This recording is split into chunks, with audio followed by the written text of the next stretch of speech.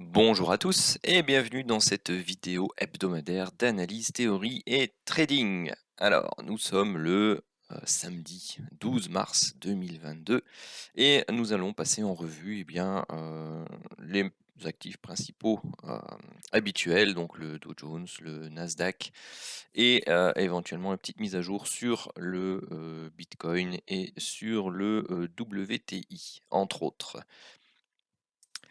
Alors bien entendu, si vous n'êtes pas encore abonné à la chaîne, surtout n'hésitez pas à le faire. N'hésitez pas non plus à activer la petite cloche, pour pouvoir être averti des, prochaines vidéos, qui sortiront.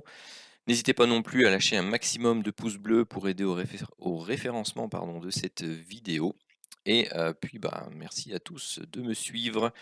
Allez, commençons avec le Dow Jones Cash hebdomadaire. Donc là, chaque chandelier japonais représente une semaine de cotation. Qu'est-ce que l'on a observé cette semaine? Eh bien, on n'a toujours pas refait un nouveau plus bas ici par rapport à ce point bas là. Donc pour l'instant, le décompte temporaire ici d'une fin de vague 4 potentielle reste valable. Donc on avait fait une poussée haussière et là on la corrige. Donc on a eu une semaine précédente qui était une semaine d'hésitation. Celle-ci a donc ouvert et n'a jamais dépassé les plus hauts de son ouverture et donc on est allé rechercher un point bas et une remontée en hebdomadaire.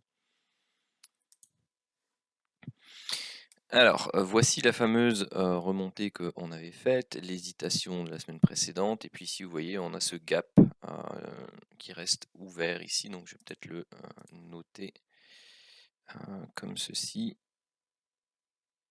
Ah c'est même non c'est celui-là. Hop là, voilà. Bon, hop, à peu de choses près, ce sera ça. On va le mettre en rouge. Ah ouais, non, c'était l'arrière-plan moi que je voulais mettre en rouge. Hop. Je ne voulais pas de bordure. Voilà. Donc ceci sera une zone intéressante à casser à la hausse pour ensuite tout simplement revenir ici sur les derniers plus hauts autour des 34 170. Vous avez le gap qui se trouve entre 33 800 et 33 660. Donc c'est un gap de plus ou moins 150 points si on arrondit. Ici, qu'est-ce que l'on a? On a eu un marteau inversé journalier, donc ça c'était mercredi ou mardi, enfin bref. Donc si ça c'est vendredi, jeudi, mercredi, donc c'était mardi.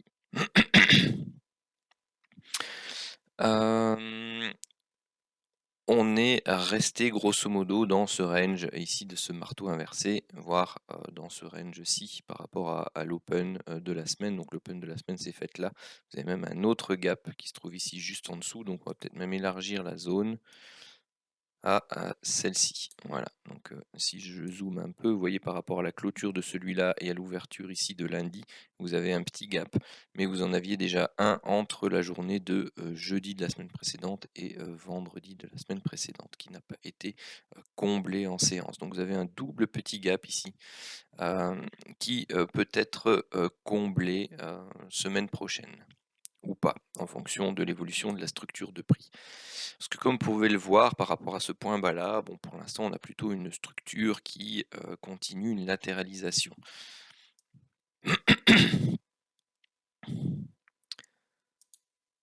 Ensuite, en horaire. Alors ici, en horaire, donc ce qu'on peut noter, c'est une hausse, une baisse, une hausse, une baisse et puis derrière une hausse. Donc la semaine dernière, je vous indiquais que ici donc on pouvait avoir un point haut au niveau du Dow Jones pour avoir une séquence en 5 temps et donc soit avoir une sous-vague A d'une correction de type pardon, A, B et C, soit avoir ici tout simplement une vague 1 qui s'est mise en place. Qu'est-ce qu'on a eu derrière? Eh bien, pour l'instant, on a quelque chose de pas évident, dans le sens où ici on a fait 3 temps, 3 temps, Et puis derrière, quelque chose, on va dire, d'un peu plus impulsif. Et puis derrière, ici, on est de nouveau en une succession, d'éléments qui se forment plutôt en, 3 temps. Donc moi cette succession et ça m'embête aussi. Cette succession ici, m'embête, dans le sens où, c'est pas très clair, au niveau de la structure. Ça reste fortement hésitant. Hem Et c'est pas très, bon, signe pour, une reprise haussière, forte, directe, hein. Pourquoi? Parce qu'on tergiverse quand même, beaucoup. Donc on est toujours en train de, entre guillemets «au niveau psychologique», des marchés, heu, de se chercher. Donc c'est-à-dire que vous avez pour l'instant un équilibre entre la psychologie acheteuse et la psychologie vendeuse. Du mal à articuler aujourd'hui. Donc pour l'instant, on est en attente. On est en attente de, la validation, de cette structure de prix, ci. Donc on pourrait, avoir, une structure de latéralisation qui, tout simplement amènerait à faire ici de nouveaux plus bas et donc à casser ces plus bas-là et donc, ça nous demanderait d'élargir ici notre, vague 4. Soit, bon, bah, comme expliqué, la semaine dernière, vous avez la possibilité, d'avoir une, reprise haussière mais insuffisante et donc de continuer une latéralisation. Vous avez ici les niveaux, qui se trouvent bon, vous en avez un ici qui est, 34 315, vous en avez un autre, dans cette zone-là, donc ici entre, 34 800, 35 000. Ce que l'on peut également, avoir, c'est un flat, ici entre 2. Donc, si je vous encadre, la structure en flat potentiel, c'est celle-ci puisque vous avez, ici la possibilité d'avoir 3 temps à la baisse, ici 3 temps à la hausse et puis derrière, 5 temps à la baisse. Si on prend cette configuration-là, ça veut dire qu'ici vous avez A, B et C, avec une C, très, très forte en extension. Derrière, vous avez un ABC sous la forme d'un flat et donc, bah, ici, qu'est-ce que l'on, va attendre? On va attendre une structure qui soit continue en ABC, soit nous donne quelque chose en 5 temps haussier, pour faire, de nouveau une structure en 3-3-5. Qu'est-ce que l'on peut avoir ici? Vous avez une hausse, une baisse, une hausse, une baisse, une hausse, donc ça s'apparente ou ça peut s'apparenter à un biseau ascendant ou une diagonale, d'initialisation. Il faut juste que je vérifie une chose.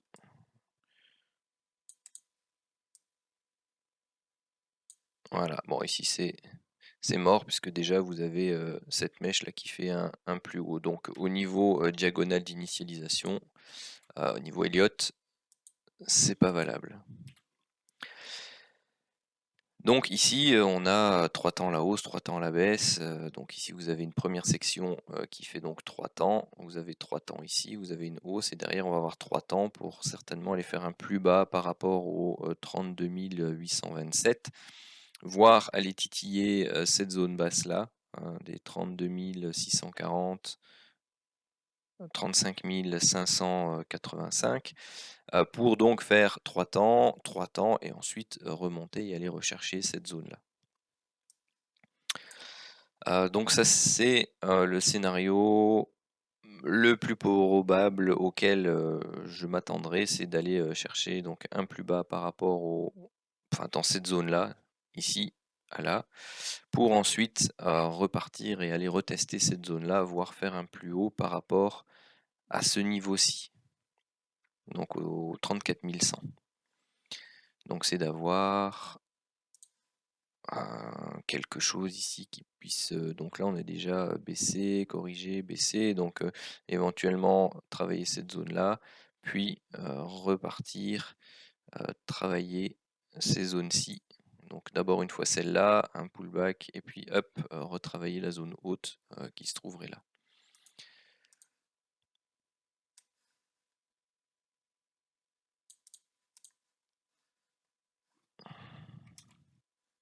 Oups.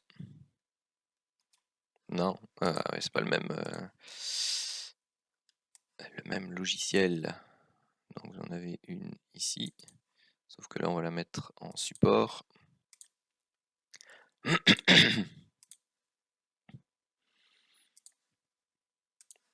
Et vous en avez une autre ici. Donc on risque très fortement dans un premier temps de rechercher ces différentes zones de support, ouais, pour aller tester les zones de résistance. On peut également tracer pour le moment ceci.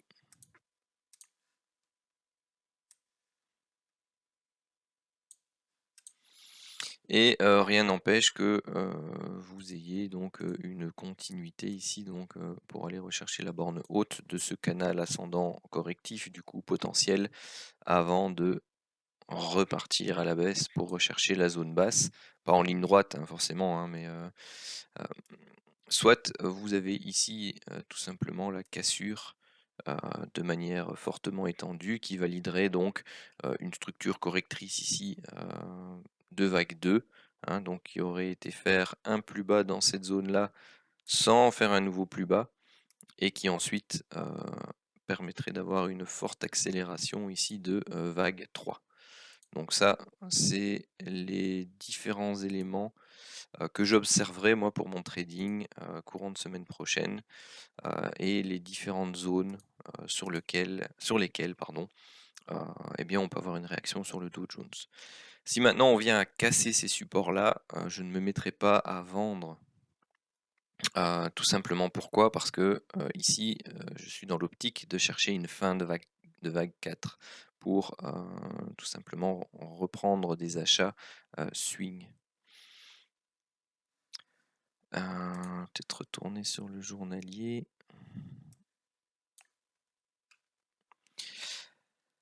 Donc le point à ne pas franchir pour la vague 4, c'est en dernier extrême les 30 352, donc c'est le point haut ici de cette diagonale hein, pour moi. Donc jusque là on peut très bien continuer de descendre, descendre, descendre, sachant que vous avez également encore une zone de support ici au niveau des 32 000.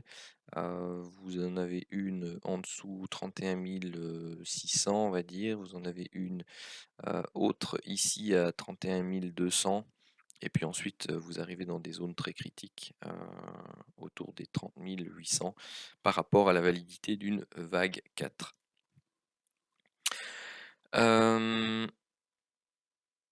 Voilà, je pense que c'est tout pour le Dow Jones.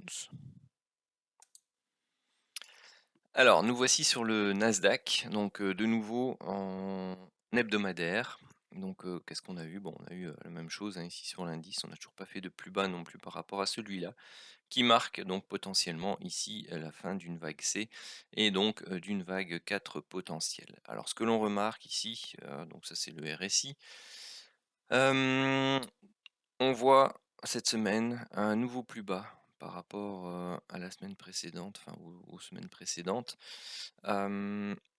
Et donc ici, vous avez un élément qui vous indique que le momentum, bon, bah, il est passé en survente, mais donc il est toujours assez fort au niveau des vendeurs. Donc on n'a pas de divergence qui vient se mettre en place au niveau hebdomadaire. Donc voilà, on restera prudent toujours sur cette zone-ci. En journalier, qu'est-ce que l'on observe? On observe ici vendredi donc une grosse bougie, donc un gros chandelier bien rouge de type Marubozu, quasi aucune mèche existante au-dessus et en dessous. Donc voilà, on en avait eu une ici, derrière on avait temporisé, on était remonté, puis là on ravale tout ça, et vous aviez,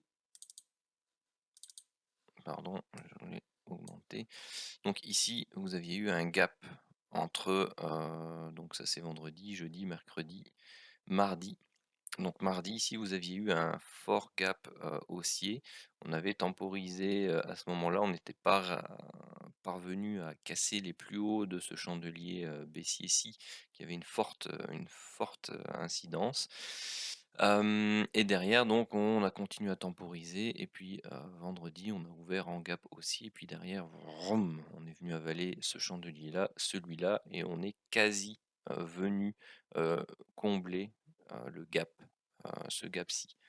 Donc pendant les 3 derniers jours, on a travaillé vraiment l'espace de ce gap créé entre mardi et mercredi. Oui, mardi et mercredi. Pour l'instant, qu'est-ce qu'on observe? Bah, de nouveau, pas de divergence présente au niveau du RSI. Et bah, pour l'instant, toujours potentiel baissier, mais on reste au-dessus de ces derniers plus bas, donc au-dessus des 13 065. Tant qu'on reste au-dessus de ça, eh bien, on a toujours le potentiel pour rebondir et aller rechercher cette première zone ici, autour des 14 400, 14 600. Qu'est-ce que l'on peut dire au niveau horaire? Ici, pour l'instant, très clairement, on a une hausse, une baisse, une hausse, une baisse, une hausse, une baisse qui est en cours. Donc ça, c'est du 3, 3. Voilà, c'est pas non plus de nouveau très prometteur pour un départ direct à la hausse en termes de structure. Autant si on pouvait avoir par exemple ici donc une hausse, une baisse, une hausse, une baisse et une hausse pour avoir cette fameuse vague 1 ou A dont on parlait la semaine dernière. Ici 3 temps et 5 temps derrière pour une structure en flat qui serait terminée. Là, en l'occurrence, j'ai du mal à trouver. Enfin, non, il y a une possibilité, mais le fait qu'il y ait ce gros gap entre deux, bon, c'est un peu embêtant. On peut trouver ici donc une vague 1, avoir ici une baisse, une hausse et une baisse pour former un flat, mais à nouveau un flat c'est 3, 3, 5. Ici on a 1, 2, potentiellement 3. On peut avoir 4 et 5 sous forme d'un biseau descendant. Mais en tout cas, on ne peut en aucun cas descendre en dessous des 13 132. Donc toute cette structure-ci, un peu comme sur le Dow Jones, continue à poser question. Et quand c'est comme ça, eh bien en Elliott, ça veut tout simplement dire une chose, c'est patience, tout simplement. Ça veut dire attendez qu'une structure claire apparaisse.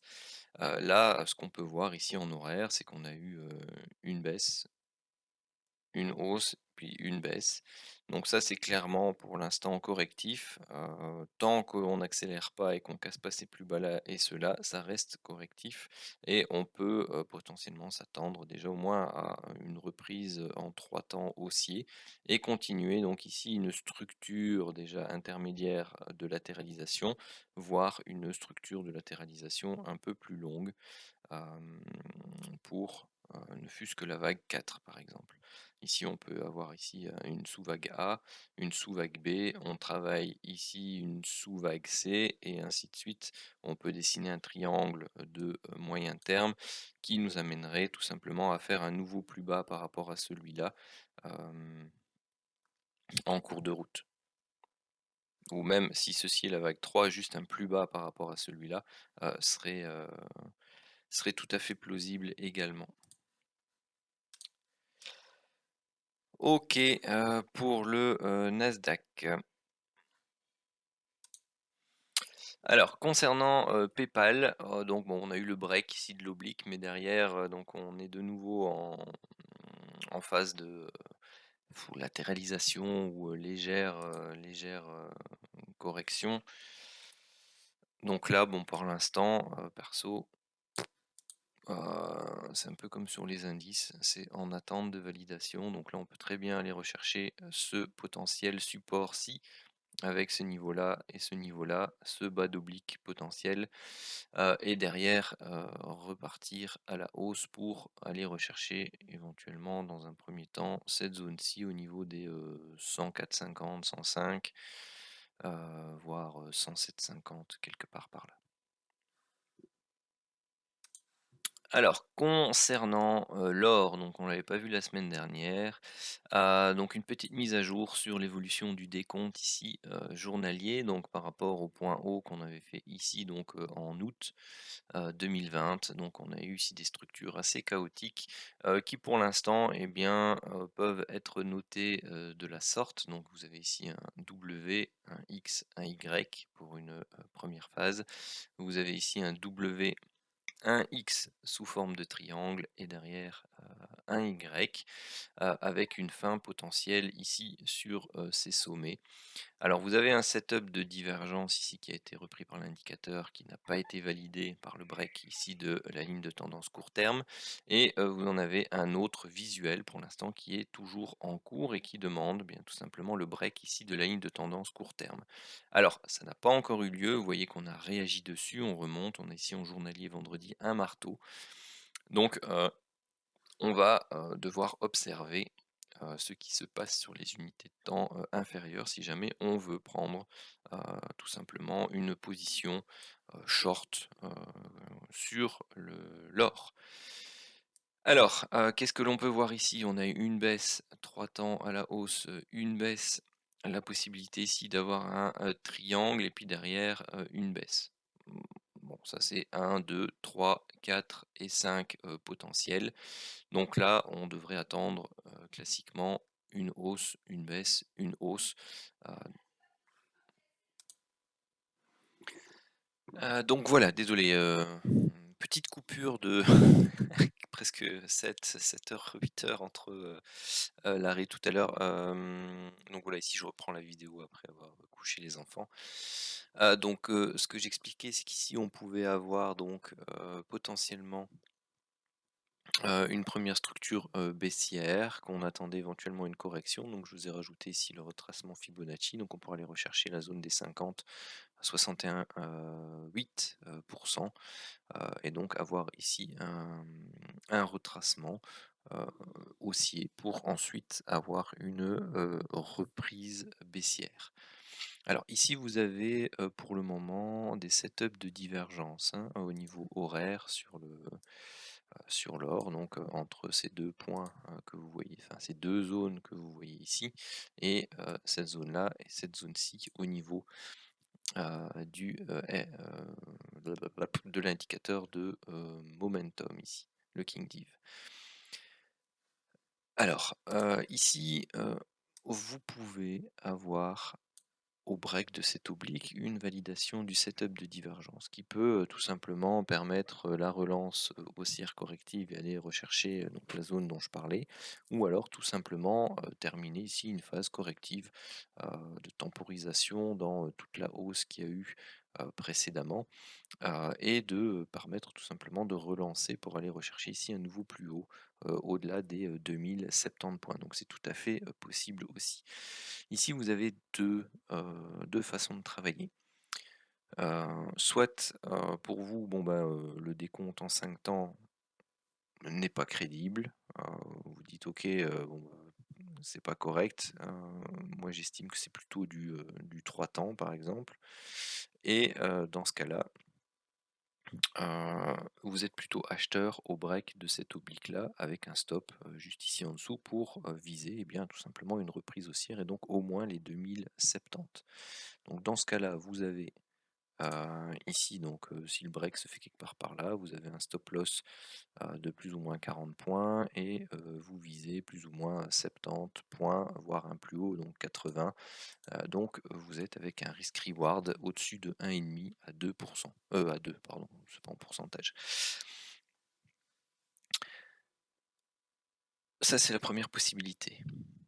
Alors que vous croyez à une correction plus profonde ou à une reprise haussière, vous placer à l'achat ici peut être profitable parce que si vous allez rechercher la zone des 61,8%, voire presque la zone des 78,6 si jamais on doit travailler une structure en flat, vous restez avec un risk-reward donc intéressant puisque vous êtes autour des 35 voire 48 donc vous restez proche d'un risk-reward de 1 à 1,20-25. Ça vous permet d'être placé à l'achat si jamais, eh bien, début de semaine, vous voyez que poum, ça part d'un trait, vous êtes dans le bon trade. Le fait d'acheter ici, même si vous croyez à une prolongation de cette temporisation, vous permet non seulement de grappiller un peu de monnaie ici, mais de hedger entre guillemets votre ou de subventionner votre trade vendeur parce que vous avez ici des gains latents. Si vous prenez une vente ici que ça se passe mal, votre stop est là-haut, donc vous allez continuer à prendre des gains et en même temps vous allez faire une perte sur le deuxième trade, donc le trade de vente. Donc vous subventionnez entre guillemets euh, votre trade perdant ici et vous êtes toujours dans la hausse. Donc ça, c'est une façon également intelligente de pouvoir essayer de prendre une vente qui, malgré tout, malgré le fait que l'on puisse être sur une fin de vague Y, donc qui n'est pas encore confirmée, que l'on suppose par rapport aux différents setups qu'on a pu avoir, eh bien cela vous permet de prendre une vente qui peut rapporter gros si jamais l'or se met à dégringoler, parce que comme c'est une fin de vague Y, eh bien derrière le scénario, c'est une belle correction de l'or, donc c'est pas inintéressant de travailler de cette façon. Ne pas acheter ici et prendre le risque de vendre là sur une structure de consolidation, eh bien vous avez tout à fait la possibilité par exemple, d'attendre quelque chose comme ceci et de vendre, hum, si j'arrive à le tracer, de vendre sur une unité plus courte, une cassure quelque part dans cette zone-là. Dans ce cas-là, vous avez un stop très court qui se place ici. Si vous voulez laisser plus de chance à votre trade, vous le mettez là-haut. C'est juste que vous prenez plus de risques. Donc éventuellement, vous travaillez avec moins de lot. Mais à nouveau, prendre cette vente-là, si vous êtes entré ici quelque part, ça vous laisse un petit delta ici qui vous permet bien, de compenser une perte éventuelle si le trade ne se déroule pas bien. Donc voilà pour le gold. Alors voici le WTI, donc l'US brut léger, donc le pétrole américain. Je voulais simplement vous montrer donc avec un peu plus de recul donc les anciens plus hauts historiques ici à donc c'est pas 14 665 hein, comme j'explique la semaine dernière, vous devez diviser par 100, c'est 146,65 dollars. Donc vous voyez qu'on a fait ici une pointe à 128,2 ici sur le CFD de chez IG. Donc là, on est toujours en setup potentiel de divergence entre toute cette zone de plus haut là qui était déjà en setup de divergence. Mais ici, on a clairement encore un indicateur qui est toujours en dessous de ce sommet là, donc plus bas. Le momentum est plus faible qu'à ce niveau-là. Et donc vous êtes toujours en divergence par rapport à ce momentum-là. En plus, on avait eu ici la semaine précédente une forte hausse. On est allé rechercher des plus hauts et puis derrière, boum, on s'est écroulé. Puis vous avez eu un gap d'ouverture ici, c'était 113,40 et puis on a ouvert à 119,40. Donc vous avez eu 6 dollars de gap haussier à l'ouverture début de semaine.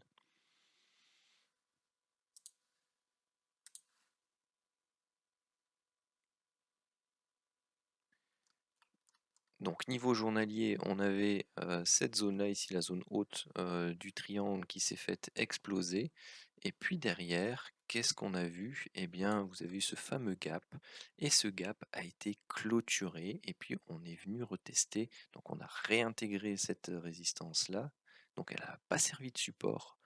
Donc il n'y a pas eu d'alternance. Généralement quand on break, donc une résistance ici, après on vient la tester, elle sert de support, et bien ici elle a été testée une fois par la mèche là, on a eu un petit rebond mais qui n'a pas fait de plus haut, et puis derrière crac.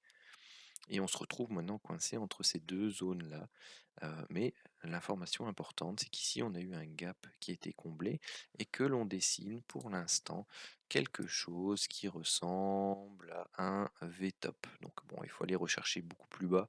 Donc vraiment cette zone-ci, il faut la breaker, il faut breaker les 87,55 pour valider pour moi la structure en V-top, hein, parce que c'est la zone de support ici que vous voyez à ce niveau-là. Donc on a potentiellement ici une vague 5 qui a été formée. Donc je vois également des décomptes passer où vous avez donc ici une vague 1 principale, une vague 2 principale, une sous-vague 1, une sous-vague 2 et ici le départ pour une vague 3. C'est possible, c'est un décompte alternatif qui est possible. Il aurait été plus confortable ce décompte-là si après ce gap-là, eh bien, vous aviez eu une continuité dans la hausse et encore plus donc une explosion des derniers plus hauts historiques au niveau du pétrole. Ici, ça n'a pas été le cas. Vous avez eu un gap qui maintenant ressemble beaucoup plus à un gap de terminaison, avec ici un gros avalement baissier, enfin, ou plutôt une couverture en nuage noir, hein, si je remets le graphique hebdomadaire, c'est à ça que ça ressemble, hein. Donc on a dommage qu'il y ait eu cette mèche basse parce que ça aurait eu un impact plus important de clôturer en dessous des 50% de ce chandelier-là, mais c'est un début de couverture en nuage noir. Donc vous avez une longue hésitation ici en haut. Ça veut dire que vous avez la présence de vendeurs ici ou tout simplement des acheteurs qui prennent leurs bénéfices dans cette zone-là. Et ici derrière, vous avez encore des acheteurs qui sont présents sur cette zone-ci qui est la 50% de retracement de ce chandelier haussier. Mais vous avez aussi des vendeurs qui se disent: attention, vu la conjoncture, je préfère me dégager du moins une partie de mes positions». Et donc vous avez tout simplement une remontée ici, une correction mécanique. Alors au niveau donc journalier, vous voyez qu'on est bien coincé ici. Alors qu'est-ce que l'on peut avoir comme scénario? Je vais peut-être directement passer sur le 4 heures ou l'horaire.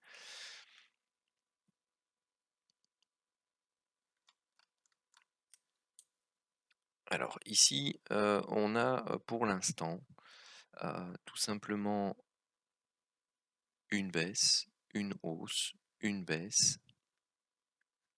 On refait une hausse et on dépasse ce point-là. Et puis derrière, on baisse, on remonte, on baisse, on remonte. Et puis là, on commence à...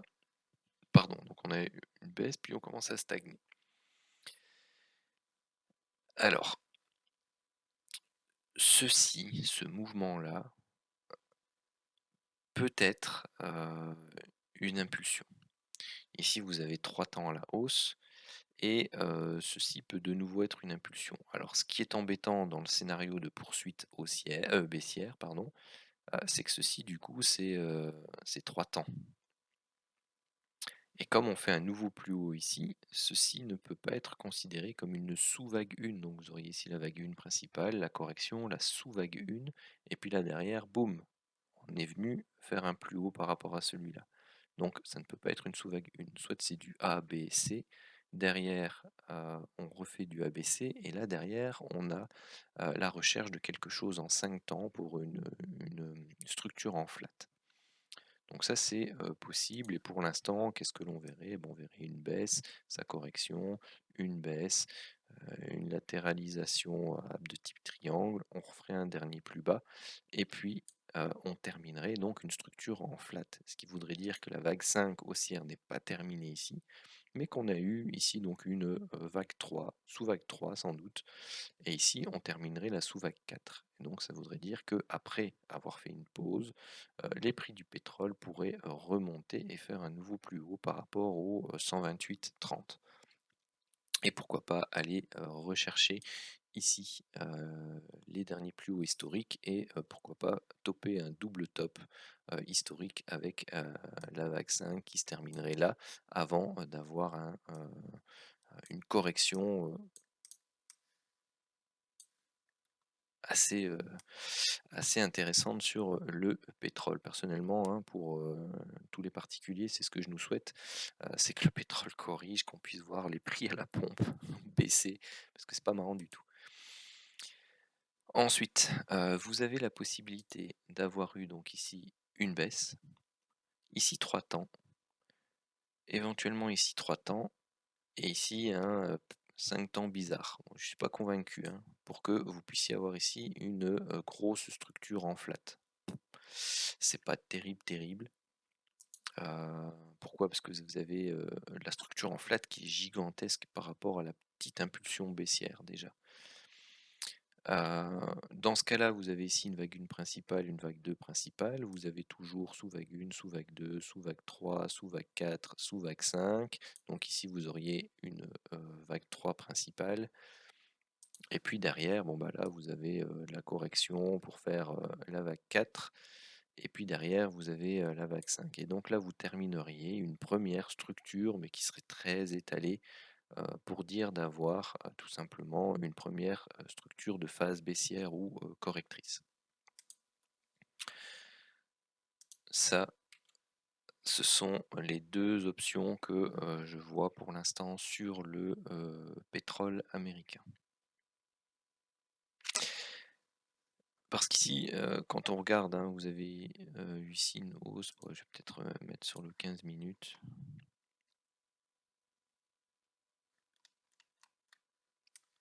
Quand vous voyez le découper ici, hein, par rapport à ce point bas-là, c'est que vous avez quelque chose d'impulsif. Derrière, vous avez eu 3 temps, puis là, vous avez eu quelque chose, éventuellement 5 temps, mais de type biseau. Donc voilà, c'est plutôt du 3 temps. Et puis vous voyez la perte de momentum. Derrière, vous voyez que on baisse. Puis là, on retravaille quelque chose. Donc, bon, faudra attendre un peu la structure lundi pour voir un peu là où elle va nous emmener et ce qu'elle va pouvoir confirmer comme structure de prix sur une unité de temps supérieure. Alors, le Bitcoin, donc en hebdomadaire, donc vous voyez, hein, on est toujours ici dans des séances, ça fait 3 semaines, ouais, même je dirais 5 où c'est de l'hésitation, hein. Donc vous avez une borne haute ici à 45 800, une borne basse ici à 32 950 et pour l'instant on fait du yo-yo dedans. Donc vous voyez, on fait des marteaux inversés, des marteaux, des belles toupies avec de belles mèches hautes, ce genre de choses. Donc bon, pour l'instant, c'est wait and see. Et bon, bah, vous voyez que on travaille. Bon, je vais peut-être aller directement sur le journalier. Une structure de latéralisation qui commence très fortement à ressembler à du triangle. Où est-il? Voilà.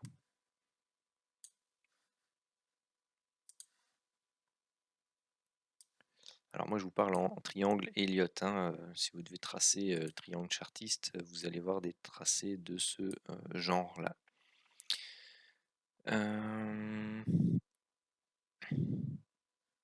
Donc après, je pense que c'est ce que j'expliquais la semaine dernière. Vous pouvez très bien ici avoir une première phase de type vague 1, vague 2, vague 3, hop,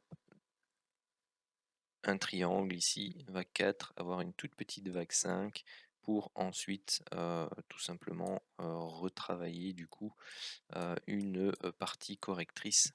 D'ailleurs, je pense qu'on pourrait même, d'un point de vue longueur, si le triangle se termine vraiment là, aller rechercher cette zone-là, et puis travailler quelque chose en 3 temps pour aller rechercher cette zone-là avant de pouvoir poursuivre à la baisse. Et puis là, vous auriez ici une épaule, tête, épaule, donc avec une très petite tête, et avec une zone de coup ici autour des 28 400. Voilà qui termine cette vidéo hebdomadaire d'analyse sur les actifs principaux que je surveille. Si jamais vous avez des commentaires, des questions, eh bien, vous avez le dessous de la vidéo qui vous permet de discuter avec moi, ou tout simplement vous avez les coordonnées des canaux Telegram pour pouvoir venir discuter avec la communauté, poser vos questions. Et puis, c'est avec plaisir qu'on échangera et qu'on discutera de trading. Sur ce, je vous souhaite à tous un très bon week-end et une très bonne semaine de trading.